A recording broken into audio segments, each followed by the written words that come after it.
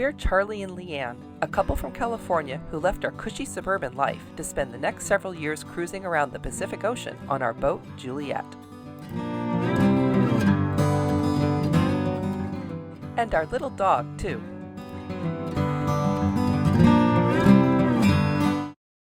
Just a quick recap. In our last episode, we dealt with our failed autopilot and the weeks it took to get a functioning replacement. We had to watch Colin and Julian from Boundless, with whom we'd been buddy-boating for weeks, take off to make the Sea of Cortez crossing without us while we waited for the part. But it finally arrived, so Charlie climbed down into the lazarette and installed it, and off we went to Bahia de los Muertos, our last stop on the Baja Peninsula. From here we made our preparations for the 2.5-day passage. Finally, we're finally going to do what we've been wanting to do for over a year now. Cross the Sea of Cortez to mainland Mexico. In order to get the best weather window, we left at 1 in the morning, starting out motoring as we waited for the forecasted wind to catch up with us.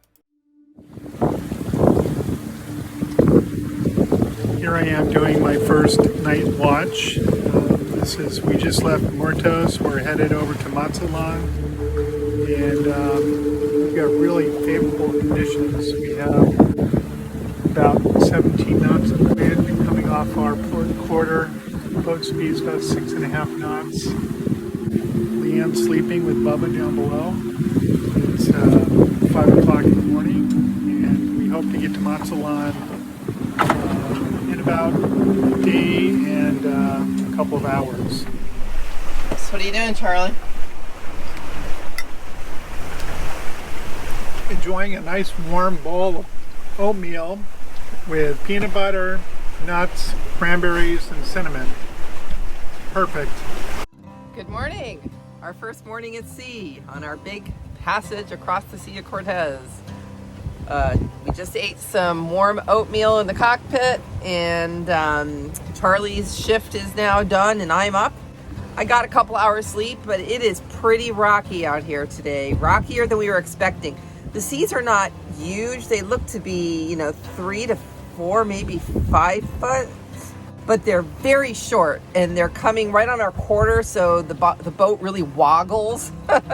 It's been so long since we did this that we forgot that you need to anchor every single thing, because when we first got out here, shit was flying all over the place. So Charlie had to get down there and straighten up and shove towels in between things in the galley and stuff like that. But anyway, very, very grateful that we have our autopilot, because I'm able to sit here and the helm is over there, and I don't have to sit right at the helm. I can sit here in the cockpit and just kind of watch the instruments up here under the Dodger and be much more comfortable.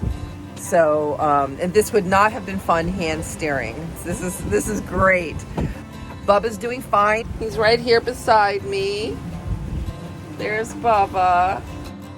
In the cockpit, we put a fake turf pad on the bottom that he can use for his business. And we always know on a passage that he's going to be okay. He's getting used to it when he will jump down on his pad and do his business. So anyway, I forgot how much fun this is. It's a little scary, honestly, to be, this far away from land. There's not a single boat in sight, and we know we have another 153 miles, I think, ahead of us before we get to Mazatlan. That'll take a day and a bit. So it's now about 9 o'clock in the morning, so we should be getting to Mazatlan sometime mid-morning to midday tomorrow. So anyway, it's great to be sailing again.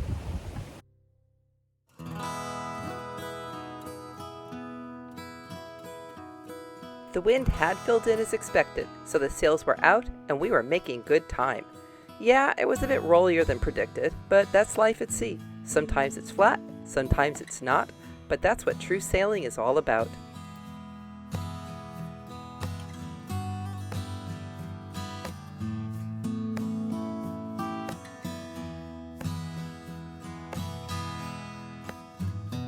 Meanwhile, that autopilot was working like a champ.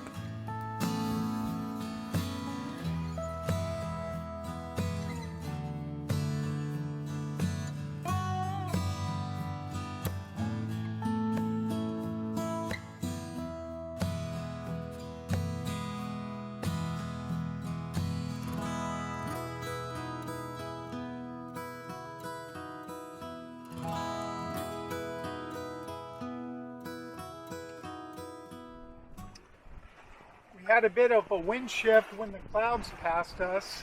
Now the wind is clocked around. It's coming from the north, which is on our port beam, and that puts us on a close reach. So we brought in the jib and the heads and the mainsail. But the other thing we did is we pulled out the staysail. That's a little sail in between the jib and the mainsail. We don't use it very often. It's more of a close wind, forward of the beam type sail. And when we deploy it, we also deploy this running backstay, which helps stabilize the rig. But in this case, the staysail actually gave us about another half knot, and we're sailing along at 5.2 knots with 10 knots of wind, which is really pretty good for this big boat. And we're 120 miles away from Mazatlan, which means we'll be there within 24 hours. So looks like we're going to have a nice final stretch back to our destination.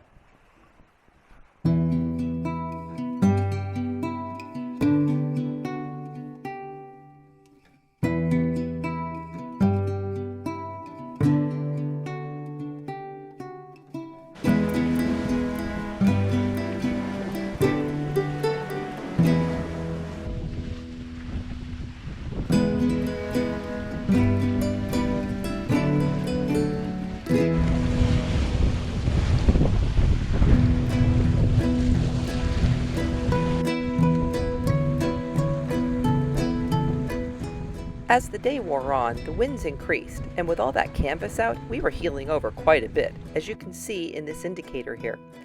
15 degrees doesn't sound like a lot, but it definitely makes it hard to get around down below. Cooking in the galley can be especially tricky.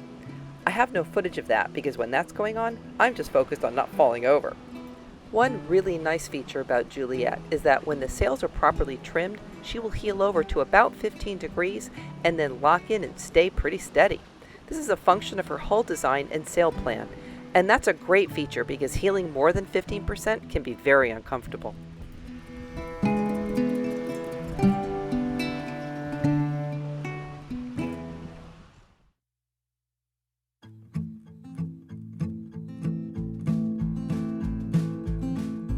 Sunsets at sea can be a great time to experience the famous green flash, that mythical moment right when the sun drops beneath the horizon and a fleeting vision of brilliant green blazes out.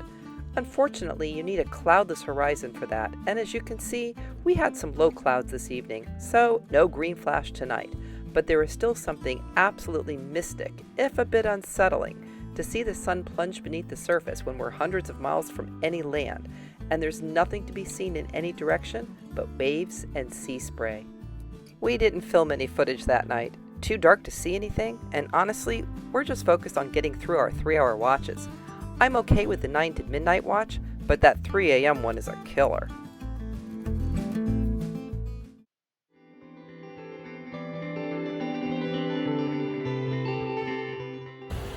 This is the morning of day 2, and we're about 40 miles off of Mazatlan on the Pacific side,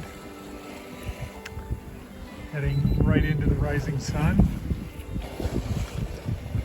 Get about 12 knots of wind, and it's on our port quarter, so we're just kind of drifting along, nice and easy. As the sun rose higher in the sky, we started getting excited as we knew land was approaching.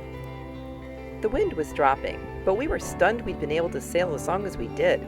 Predict Wind had shown that we'd have some decent wind at the start of our passage, but it was supposed to drop off by the second day.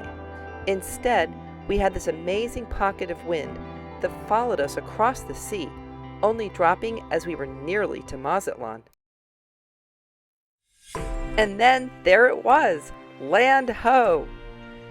Dim and distant at first, but then bigger and bigger.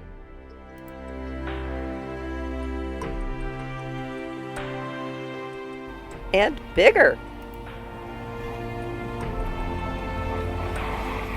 And then we rounded the point as we headed into the anchorage, and the coolest thing happened. We had a welcoming committee, and it was Colin and Julian from Boundless. Woo!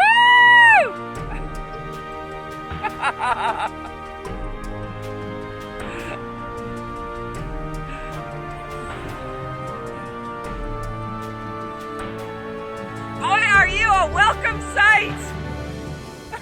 And here's that same scene from their perspective.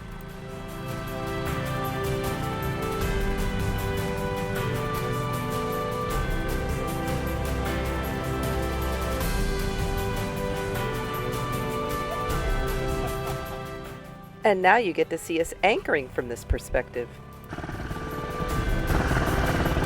No pressure, Charlie. No pressure.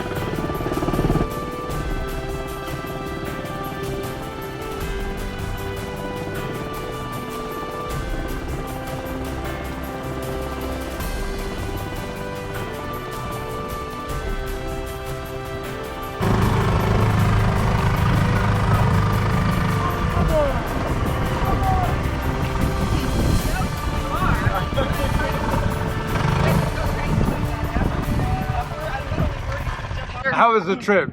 It was a little lumpy at the beginning. There was It was actually better than expected, Yeah. because we got to sail almost the entire way. We powered for the first 3 hours, set our sails, and we just sailed across The on the rest. same tack all the way across until, 20 miles outside of Matsulan. We finally fired up the engine. and we didn't even have to fire it up. We just wanted to hurry up and get here, but we probably could have sailed pretty much all the way here. We had this pocket of perfect wind that followed us the whole way, and it was just awesome. And it was a little lumpier at the beginning, so Yeah. a lot of this going on, a lot of woggling. The last day, though, was pretty smooth. Yeah, it laid Really down. The seas relatively laid down, and We saw- Bubba did fine. We saw no yachts. We did see one ferry boat and one tanker storage cargo ship. And then as we got closer, we saw the ferry. But it was great. It was our first overnight passage in over a year, and we survived. Woo! And the autopilot worked Oh, perfectly. I would not have wanted to do this without an autopilot. I can say that for sure. We tried using it for holding a heading, holding relative to the wind, like the wind vane, and also to a waypoint. And all three worked perfect. I gotta say, I Very love happy. that steering to the wind thing, especially when we're on, when we got the wind coming from the stern, because that way I don't have to worry about, it's my watch, 3 in the morning, he's asleep, and oh my God, we're gonna do an accidental dive, ah! So yeah, I love that. Not that that would ever happen. No, I would never let that happen. No. The Baba. So we're in Mazatlan. After wanting to make this crossing for over a year, with the world changing drastically in that time, months of uncertainty over what our cruising life would be like in this changed world, wondering if we were even going to be able to continue, here we are. Now we have this whole new city to explore, to delve into and discover its treasures.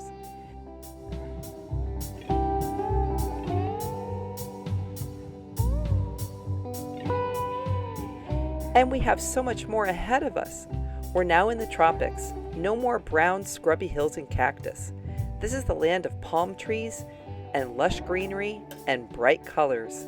It's a land of coconuts and breaching whales and picture-perfect beaches with the silky sand hot between your toes.